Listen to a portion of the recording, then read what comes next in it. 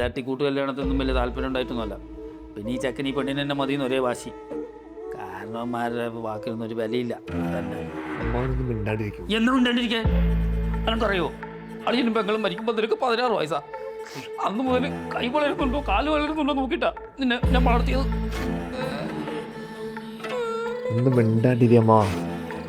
ഈ 16 വയസ്സായ ചെക്കനെ ഒന്ന് വളർത്താനാ? നിങ്ങളെ കുടുംബക്കാരെയൊക്കെ പിന്നെ മതി. ചെക്കനും പെണ്ണും സമ്മതമാണെങ്കിൽ ഇവിടെ ഒപ്പിടും.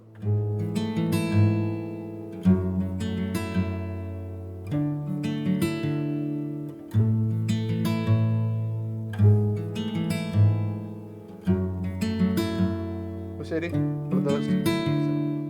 ആ മതി മതി മതി മതി. നടക്ക് നടക്ക് നടക്കുക. രാഹുലത്തിന് മുന്നേ വീട്ടിൽ കയറണം. ആ നടക്ക് നടക്ക്.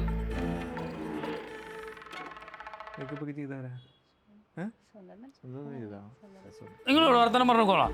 വീട്ടിലേക്ക് പോകണ്ട. രാഹുലത്തിന് മുന്നേ വീട്ടിൽ കയറണം. പൊക്കോ. എനിക്കതിൽ വലിയ വിശ്വാസമൊന്നുമില്ല. നിങ്ങളെപ്പോഴേലും വാ. അല്ല നിന്റെ എല്ലാത്തിനും അവകാശികളായല്ലോ. ഇതൊക്കെ എത്ര കാലം കൊണ്ടു നടക്കുന്നു നമുക്കൊന്ന് കാണണം.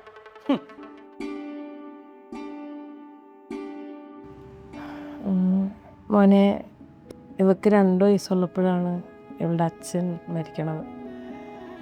അതിൽ പിന്നെ ഇവക്ക് ഞാൻ മാത്രമേ ഉള്ളൂ. വലിയ രീതിയിൽ ആളുകളെ ഒക്കെ വിളിച്ച് കല്യാണം നടത്തണമെന്ന് ആഗ്രഹമില്ലാണ്ടോ പിശുക്ക് കാണിച്ചിട്ടൊന്നുമല്ല മോനി രജിസ്റ്റർ മാരേജ് മതി എന്ന് പറഞ്ഞാൽ സമ്മതിച്ചത്. കുറേ ആൾക്കാരെയൊക്കെ വിളിച്ച് ഈ ആർഭാടം കാണിച്ചിട്ട് ഇപ്പം എന്തിനാ? ആ പൈസ കൂടി എൻ്റെ മോൾക്ക് ഉപകാരം ആയിക്കോട്ടെ ഞാൻ വിളിച്ചു. ഒരുപാടൊന്നും ഉണ്ടാക്കിയിട്ടില്ലെങ്കിലും ഞാൻ കഷ്ടപ്പെട്ട് അധ്വാനിച്ചുണ്ടാക്കിയതൊക്കെ മോൾക്ക് വേണ്ടിയിട്ടുള്ളതാണ്.